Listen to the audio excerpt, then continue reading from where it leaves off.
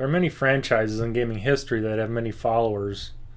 Resident Evil, Super Mario Bros., The Legend of Zelda. But one franchise in particular counts me in as a total fan. That series? Mega Man. Mega Man 2 is one of my favorite NES games of all time, with Mega Man 3 coming in a close second. During the early 90s, the SNES was taking gamers in droves. The games were so much fun, looked so cool, and the storylines were furthered incredibly. Released in December 1993, Mega Man X rocked.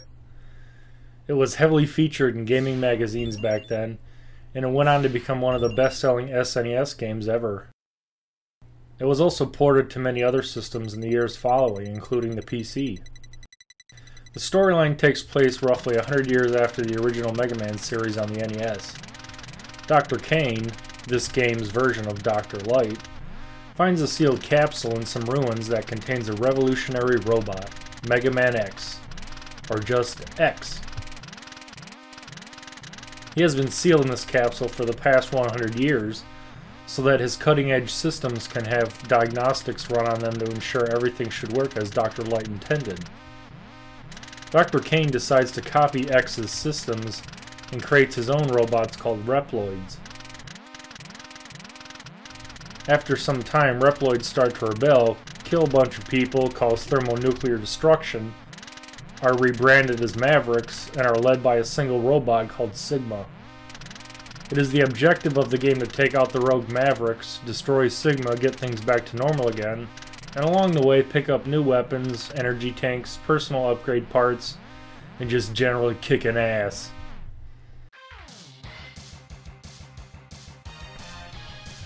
Now, they give the generic year as 21XX. Didn't we leave the unspecific post-millennium year problem back in the NES games? I guess not. The game starts off along a highway of some sorts, and it's tons of fun straight out. All sorts of machines and robots coming after you, the music is top notch. You fight some huge-ass Hornet attack helicopters, then get to the end where you face this little purple fucker sitting in a big robot. After nearly dying, even though it's impossible to die here, you're almost crushed to death but saved in the end by Zero, another robot similar to X, although Zero is working for a militarized group called the Maverick Hunters. Basically, Zero is doing the same job as X, but you wouldn't get to play as Zero until Mega Man X3. He zooms off and we're brought to the level select screen. One of the cool things you'll notice is that by selecting one of the 4 corner icons, it changes the center display screen to a map of the world showing the boss location, a small description readout showing stats, or a single screen showing a picture of said stage. I usually keep mine on the world map version just because it's a little cooler than the others, I think. Now, I usually follow this progression, and have stuck to this path since the game came out 20 years ago. There are others you can take, but this always worked for me. Let's start with Chill Penguin. It's your normal snow stage with little bunnies, bats, and snowball throwing pitching machines. Along the way you'll run into this capsule, and upon approaching it, a hologram of Dr. Light appears with a message for X. There are 4 of these capsules in the game, and each of them upgrade a certain part of X to maximum power. This one gives you the boost ability, which greatly speeds up your movement through a stage, and is pretty much required for getting the other upgrades. You get to the boss, kill him because his attacks aren't that hard to dodge at all, and receive a new weapon. I especially like the weapon upgrade scene, it's really cool and futuristic looking. The environments you travel throughout the game are pretty varied. You have underground caverns, a deep forest, a metalworks. And here's another geeky tidbit for you. If you defeat Chill Penguin before you fight Flame Mammoth, all the lava in the Flame Mammoth stage will be frozen, so you can just haul ass across it a lot easier than jumping across all the different platforms. Pretty cool, huh? An airport.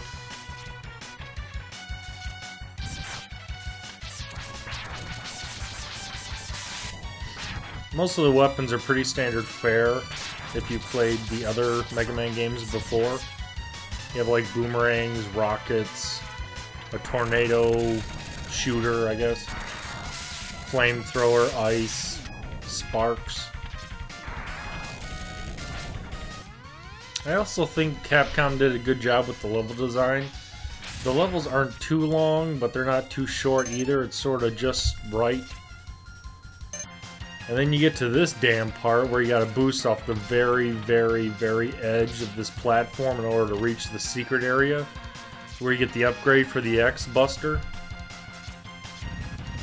It's like, could they make it any more hard? I mean, I know it's supposed to be a challenge because it's a secret area, but give me a fucking break. It literally took me like 5 minutes just to jump up on that fucking thing just for this review.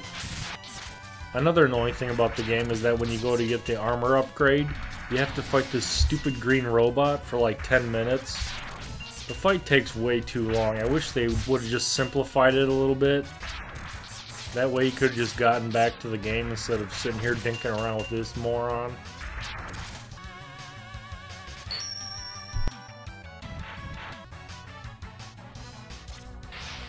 So besides the normal upgrades for X's arm cannon and armor and head, there are little heart containers hidden in each level too, and each one adds 2 units of energy to your health bar, along with the usual energy tanks, which are 4 in the game. The graphics are fantastic. Everywhere you look there's great sprite detailing and effects. The soundtrack is one of the best on the Super Nintendo.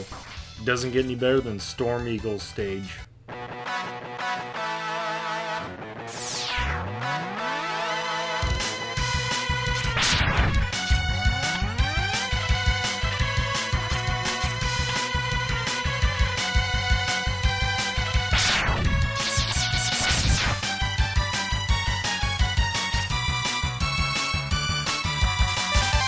I think most gamers out there will agree with me.